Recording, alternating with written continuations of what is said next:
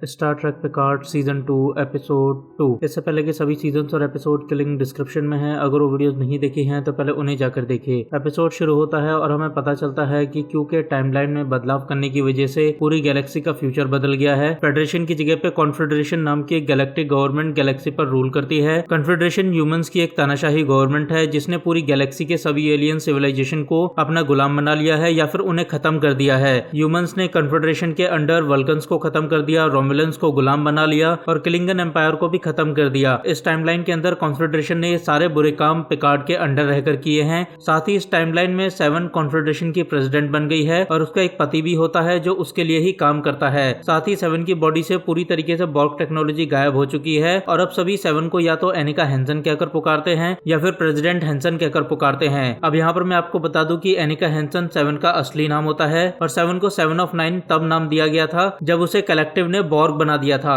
Back to the story. अब हमें पता चलता है कि रियोज इस टाइमलाइन के अंदर भी कैप्टन है और रफी 7 की ही हेड ऑफ सिक्योरिटी के तौर पर काम करती है। साथ ही एलेनोर रोमुलेंस की आजादी के लिए लड़ने वाला एक विद्रोही होता है और जुराटी कॉन्फेडरेशन की लैब के अंदर सीनियर साइंटिस्ट के तौर पर काम करती है। साथ ही जुराटी ने अपने अकेलेपन को दूर करने के लिए इस टाइमलाइन के अंदर एक एआई बिल्ली बनाई है जो उसकी इकलौती फ्रेंड भी है और जुराटी उसी से अपने मन की बात करती है। अब इसके बाद हम देखते हैं कि पिकार्ड और क्यू अभी भी बात कर रहे होते हैं और यहाँ पर पहले तो क्यू पिकार्ड को उसकी की गई तबाही के बारे में बताते हुए पिकार्ड के एक रूम के अंदर ले जाता है, जिस रूम के अंदर पिकार्ड ने अपने सभी बड़े दुश्मनों की खोपड़ियां रखी हुई थी। वो खोपड़ियां जिनका सर पिकार्ड ने खुद अपने हाथों से अलग किया था। अब यहीं पर क्यू पिकार्ड को ये बोलता है कि तुम्हारा ये टेस्ट माफ करने को लेकर है। अब यहाँ पर क्यू पिकार्ड को ये तो बोल देता है कि उसका ये टेस्ट माफ करने को लेकर है, लेकिन वो उसे ये नहीं बताता कि पिकार्ड को किसे माफ करना है और किस बात के लिए माफ करना है। अब यहाँ पर जब क्यू पिकार्ड से ये सारी बातें बोल रहा होता है तभी पिकार्ड नोटिस करता है कि क्यू की तबीयत पहले की तरह अच्छी नहीं है। वो कुछ बीमार लग रहा है जो कि अजीब बात है क्योंकि क्यू की सिविलाइजेशन वाले लोग अमर होते हैं। अब इसके बाद हम देखते हैं कि क्यू पिकार्ड से बात करने के बाद वहां से अचानक गायब हो जाता है और अब क्यू के जाने के बाद पिकार्ड फिर एक बार अपने सर्वेंट हार्वी से लेरिस के बारे में पूछता है। तो इस बार हार्वी पिकार्ड को बताता है कि लेरिस नाम का कोई भी इंसान आपके घर में तो नहीं आया, मगर लेरिस और जबान नाम के 2 रोमुलेंस फ्री रोमुलेंस आंदोलन के लीडर थे जिनको बाद में मार दिया गया था। अब इतना बताने के बाद हार्वी पिकार्ड को यह बताकर चला जाता है कि 2 घंटे बाद आपको प्रेसिडेंट हाउस में प्रेसिडेंट एनिका से मिलने के लिए जाना है क्योंकि उन्होंने आपको मीटिंग के लिए बुलाया है। अब इसके बाद हम देखते हैं कि एक तरफ तो पिकार्ड 7 से मिलने के लिए निकल चुका था, वहीं दूसरी तरफ रफी सिचुएशन को समझने की कोशिश करते हुए पहले तो कॉन्फेडरेशन के सोल्जर्स से एलेनोर की जान बचाती है और फिर उसके बाद हेड ऑफ सिक्योरिटी होने के नाते कॉन्फेडरेशन के सोल्जर्स को ऑर्डर देते हुए कहती है कि एलेनोर को कोई नहीं मारेगा,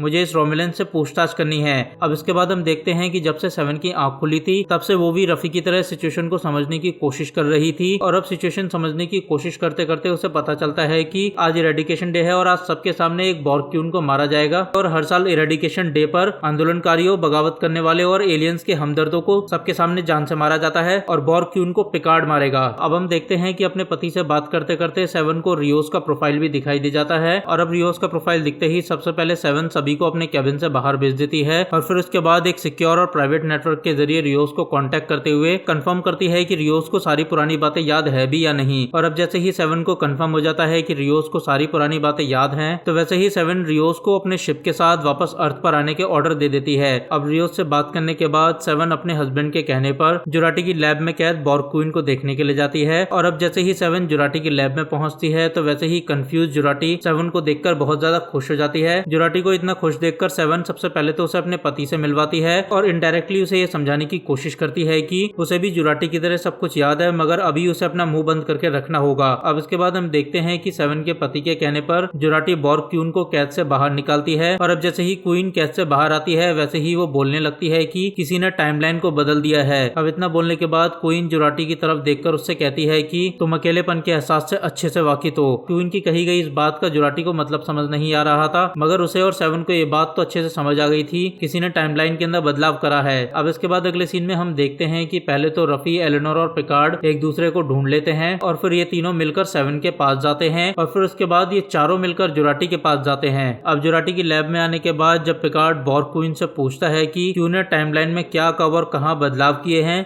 तो बॉर्क्यून पिकार्ड के सवाल का जवाब देते हुए उसे बताती है कि 2024 के लॉस एंजलिस में क्यू ने एक छोटा सा बदलाव करा है। अगर तुम्हें टाइमलाइन ठीक करनी है तो वहां पर जाकर उस छोटे बदलाव को होने से रोकना होगा और तुम्हारी मदद के लिए 2024 में एक वॉचर भी है। अब क्योंकि इन लोगों के पास टाइम मशीन नहीं थी और बॉर्क्यून टाइम ट्रेवल कर सकती थी तो इसलिए ये लोग क्वीन के साथ रियोस के शिप पर टेलीपोर्ट होने की कोशिश करते हैं, मगर क्योंकि इरेडिकेशन डे की वजह से प्रेसिडेंट पैलेस को लॉकडाउन कर दिया गया था तो इसलिए वो टेलीपोर्ट नहीं कर पाते। और अब क्योंकि इरेडिकेशन डे की सेरेमनी शुरू हो चुकी थी तो इसी वजह से अब रियोस के साथ भी उनका कनेक्शन टूट जाता है और फिर उसके बाद बॉर्ग क्वीन को भी जुराटी की लैब से शिफ्ट करके इरेडिकेशन डे की सेरेमनी के स्टेज पर ले जाया जाता है। अब एक तरफ तो इरेडिकेशन डे की सेरेमनी शुरू हो चुकी थी और क्योंकि सेरेमनी शुरू हो गई थी तो इसी वजह से सेवन को एज अ प्रेसिडेंट और पिकार्ड को एज अ एडमिरल सेरेमनी के अंदर जाना पड़ता है। और अब जब ये दोनों सेरेमनी के अंदर होते हैं तभी हम देखते हैं कि एक तरफ तो जुराटी अपने कॉन्टैक्ट चिप को हैक करके रियोस से बात करना शुरू करती है, वहीं दूसरी तरफ हम देखते हैं कि रफी और एलेनोर पैलेस की शील्ड को ऑफ कर देते हैं। और अब जैसे ही शील्ड्स ऑफ होती हैं वैसे ही रियोस सभी लोगों को शिप के अंदर टेलीपोर्ट कर लेता है। और अब इसी के साथ हजारों लोगों के सामने इरेडिकेशन डे पर देखते ही देखते कन्फेडरेशन की प्रेसिडेंट, कन्फेडरेशन का सबसे महान एडमिरल और कन्फेडरेशन का सबसे बड़ा दुश्मन बॉर्ग क्वीन, ये तीनों एक साथ गायब हो गए थे। और अब जैसे ही ये सारे टेलीपोर्ट होकर रियोस के शिप में पहुंचते हैं